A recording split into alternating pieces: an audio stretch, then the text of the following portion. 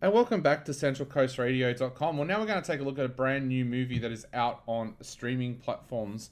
It is called Outpost, and it is a film from director Joe Lo Truglio. And this film has a very interesting premise. It revolves around a woman named Kate, played by Beth Dover. Now, at the start of this movie, she has been in an attack, and she's terrified to stay at work because she believes that her partner will come back and attack her again. Her friend Nikki, played by Tay Campbell, actually calls up her brother Earl, played by Ato Essendow, and gets her a job working as a fire spotter in a mountainous region of America, where she'll be out at this outpost up on a great big tower, and she'll be away from civilization, so she won't have to worry about her partner coming after her.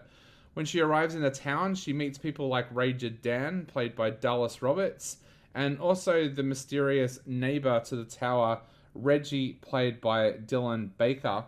But soon, Kate starts having flashes of people attacking her, even people in the town, in the restaurant, and places like that. And she starts to develop a bit of a fear of Reggie, the next door neighbor, who she believes has killed his wife. Soon, her life is becoming a time when she's not sure anymore what is an hallucination and what is real, and she takes the audience on the journey with her alongside that. Lee, what was your thoughts on Outpost? Yeah, I agree actually with what you've just said, that she takes the audience alongside her, because I guess it was hard to know if she had escaped DV and had PTSD, or whether she had symptoms of psychosis from a psychological disorder such as schizophrenia through the movie. So while there is a medical scene at the beginning of the movie which would allow you to think that she has been a victim of domestic violence or violence, you could later question if that was even real given the scenes that follow. So I think there was great potential for this thriller. Being centered around the fire control tower initially made watching the film really exciting, and the camera pans out to show magnificent scenery and how high the tower is. And you could sense the isolation that could come upon a person being out there too long on their own, but also feel the sense of danger if someone was to come to the tower in the middle of the night, because there'd be no immediate help available. And given her circumstances of flashbacks, whether they're flashbacks or psychosis, you could already sense that, well, this is going to be a thriller of, oh my goodness, is someone coming for her? What's going to happen? While there was hope for a story unfolding surrounding the fire tower, nothing much happens in terms of any major firefighting or anything like that. I found it lacked a bit of a well-developed story, and it started off as a drama and potential thriller about a serious topic of DV. But for me, it came a bit of a B-grade horror. There was a bit of a turn, and it just became a lot of blood and gore. For me, I kind of didn't like the turn that it took then. I would rather have seen the movie develop into a movie such as Those Who Wish Me Dead, which was, of course, a 2021 film with Angelina Jolie, which was a thriller set as a fire spotter tower, in a fire spotter tower as well. And it had themes of trauma, PTSD, action and survival as well. I think that was executed a lot better though. Probably because Taylor Sheridan wrote it. Yes, Yep. yes. I think it was, of course, really well written.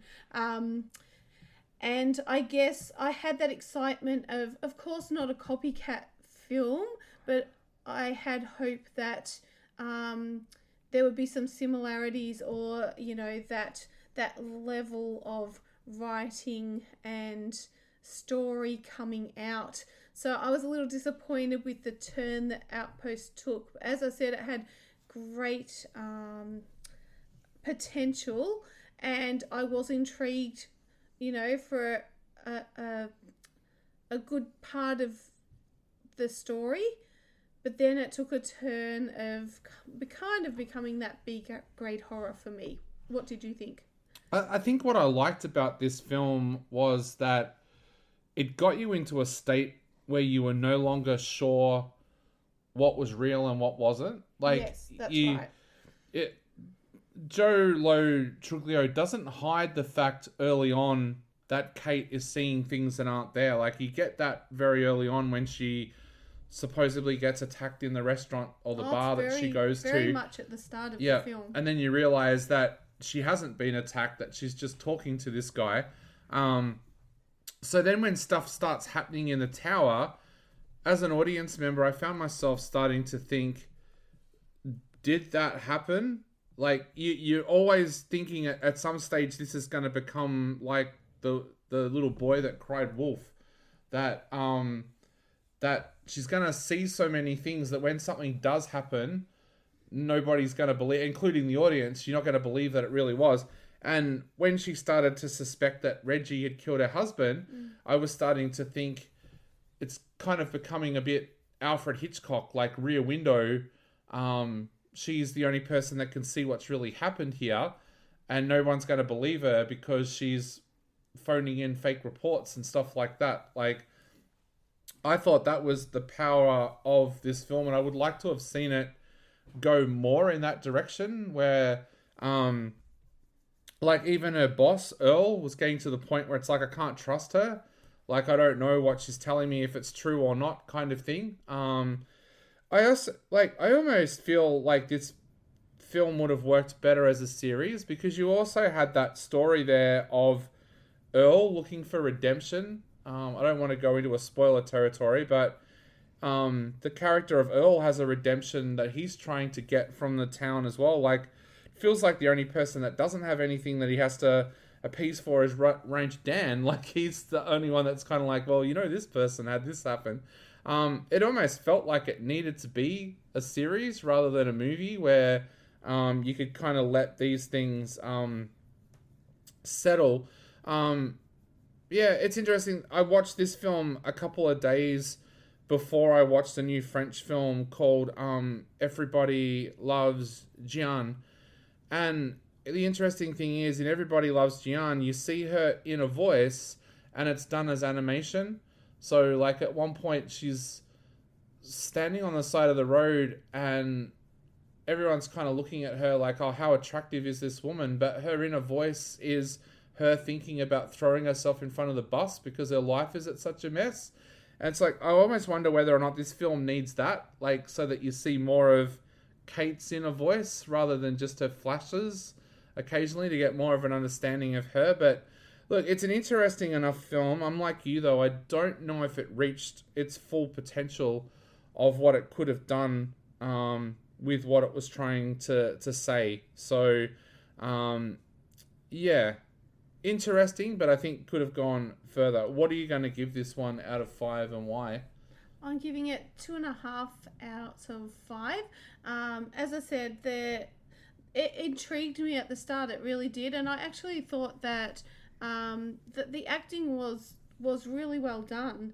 But then it kind of took a turn, as I said, and then for me it just became that bit of gore and horror that I just think it could have gone a level further than what it did, and I didn't enjoy the kind of ending. Yeah, I'm gonna give it 2.5 out of 5 as well. I thought that it was going in the right direction. I would like to have seen it go a little bit more. And you're right, the acting is really good. I thought Beth Dover was really good.